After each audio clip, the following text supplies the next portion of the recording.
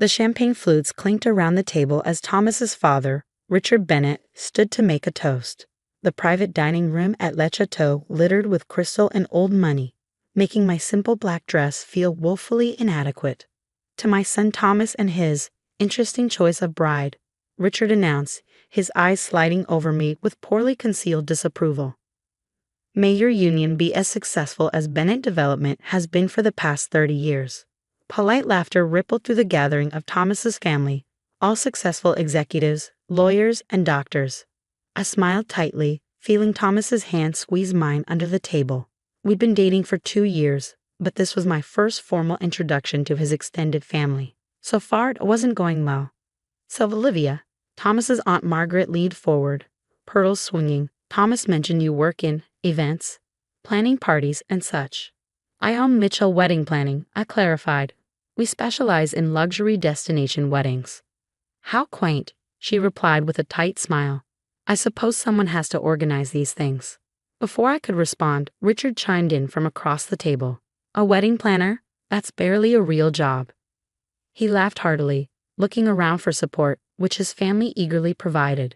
What's your annual revenue? 50,000. 100 if you're lucky. I felt my cheeks burn. My company had grossed $1.2 million last year, but I wasn't about to justify myself to these people. Now, Richard, Thomas's mother Elizabeth interjected with a smile that didn't reach her eyes. Don't be rude. At least she's pretty. The table erupted in laughter again, as if Elizabeth had made a generous concession. Thomas finally spoke up, his voice tight with anger. Mom, Dad, that's enough. Olivia is incredibly successful at what she does. Richard waved his hand dismissively. No offense intended. It's just that in this family, we have certain expectations.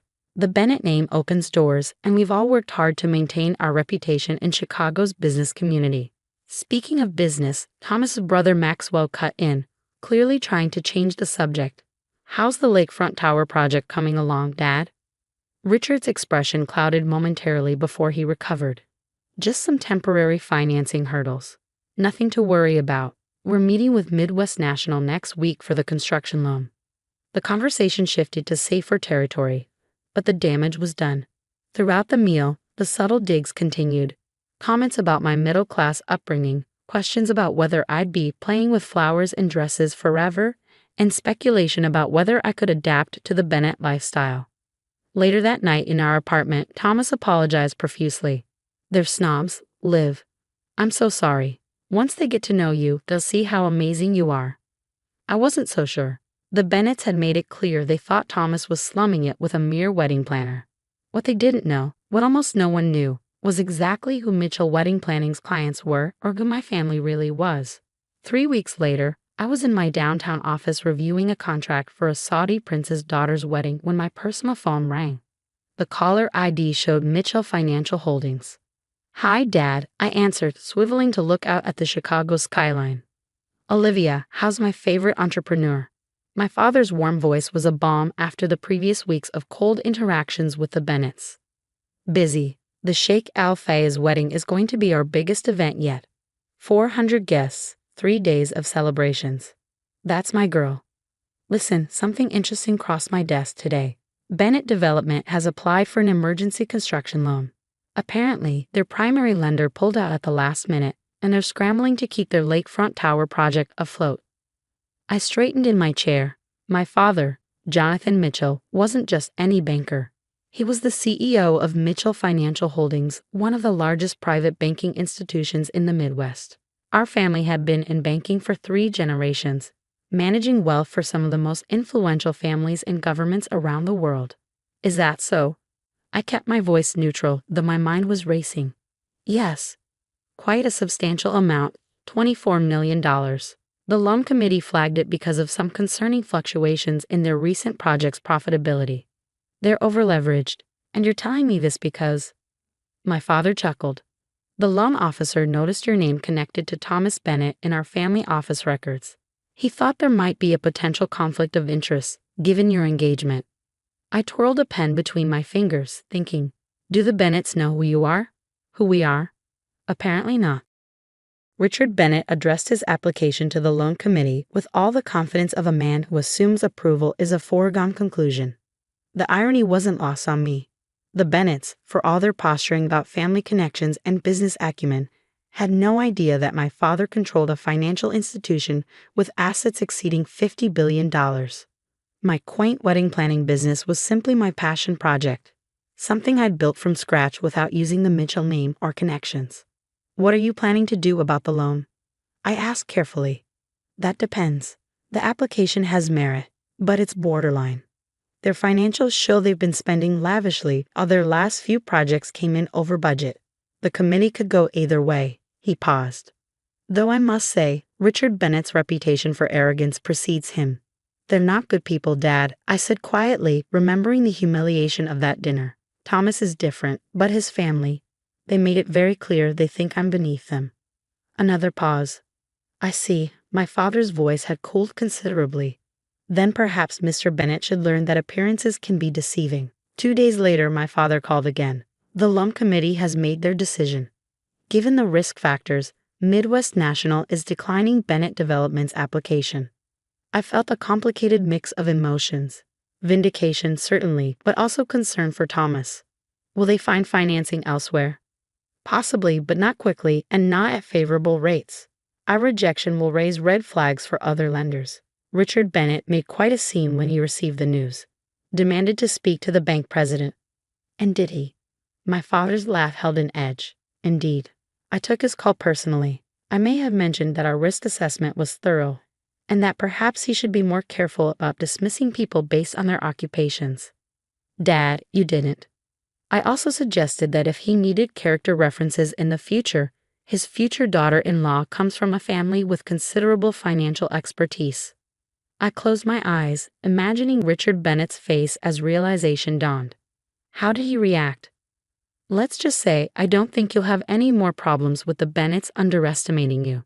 Richard's exact words were, Mitchell, as in Mitchell Financial Holdings. The silence afterward was rather satisfying. That evening, Thomas called me, his voice tight with stress. My father wants to have dinner with us tomorrow night. Just you, me, and my parents. He was unusually insistent.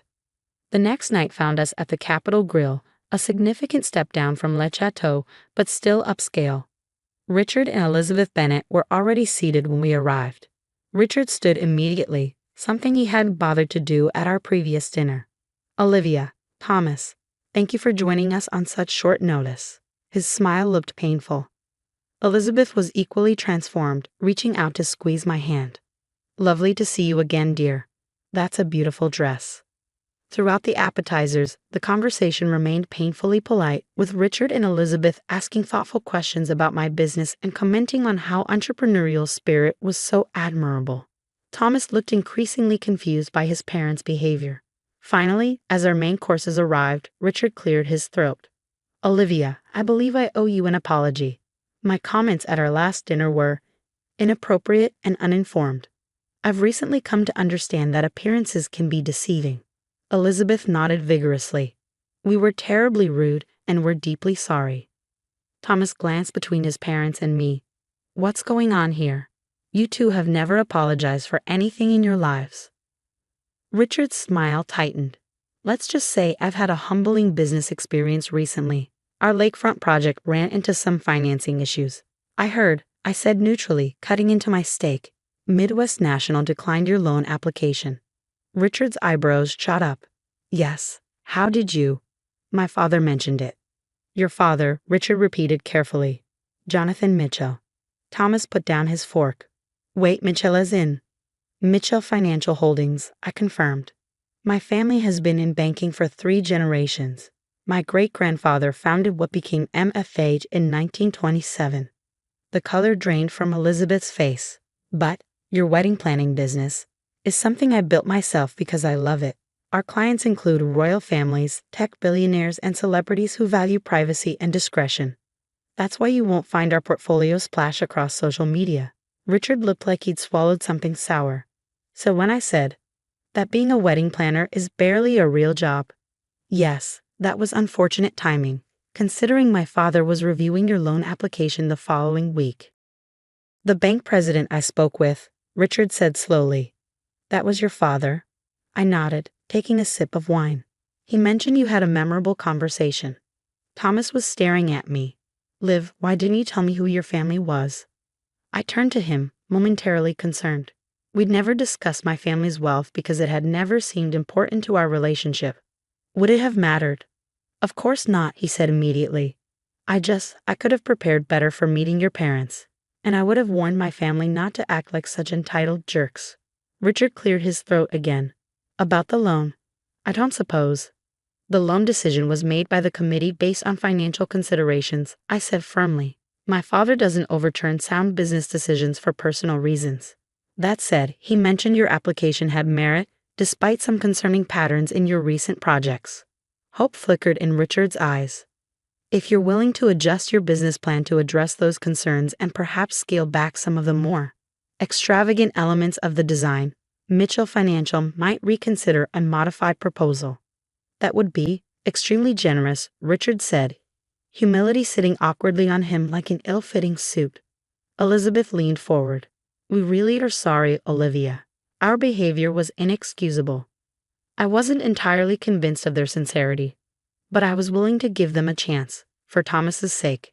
I accept your apology, I said finally, and I hope we can start fresh. But understand this, I'm proud of the business I've built. I don't need the Mitchell name or fortune to validate my work. Thomas reached for my hand under the table, squeezing it supportively. Richard nodded slowly. I'm beginning to see that, and I'm beginning to understand why my son chose you. 6 months later, our wedding took place at the Mitchell family estate outside Chicago. Thanks to my connections and yes, my wedding planning expertise, it was featured in Vogue as the Society Wedding of the Year. Though most guests had no idea who had actually planned every perfect detail. The Bennetts had been on their best behavior since that dinner, though I occasionally caught glimpses of their true nature slipping through. Richard had secured a modified loan through Mitchell Financial, with stricter oversight and more conservative projections, and the lakefront project was back on track. During the reception, my father found me for a father-daughter dance. Happy? He asked as we swayed to the music. Very, I confirmed. Though I'm still not entirely convinced the Bennetts have changed their minds about me. They're just afraid to show it now. My father smiled. People like Richard Bennett respect power and money above all else. It's not ideal, but it's a start. Give them time to appreciate you for who you are. And if they don't, then they're fools, and Thomas is lucky to have escaped their narrow worldview. He spun me gently. But I think they're learning. Richard called me last week to discuss the possibility of Mitchell Financial handling their corporate banking going forward. He mentioned, and I quote, we could learn a thing or two about business management from the Mitchells. I laughed. That must have cost him. Undoubtedly, my father's expression grew serious. You know, I've always been proud that you insisted on making your own way. Building Mitchell wedding planning from scratch, refusing to use our connections. I needed to know I could do it myself. And you have. Spectacularly. Though I must admit, watching Richard Bennett realize exactly who he'd been dismissing did provide a certain satisfaction. As the dance ended, I looked across the reception to where Thomas was chatting with my mother, his expression animated and genuine. He caught my eye and smiled, that same warm smile that had first attracted me to him years ago, before I knew he was a Bennett or he knew I was a Mitchell. Richard and Elizabeth stood nearby, still somewhat uncomfortable but making an effort. They had learned an important lesson. Never judge someone's worth by appearances alone. Sometimes the wedding planner you're dismissing comes from one of the most powerful financial families in the Midwest. But more importantly, sometimes she's built something valuable all on her own, regardless of her last name. That night, as Thomas and I danced under the stars at the reception I had meticulously planned, I realized that the sweetest revenge wasn't in watching the Bennetts squirm, but in knowing my own worth, with or without the Mitchell fortune behind me. What are you thinking about? Thomas asked, noticing my smile.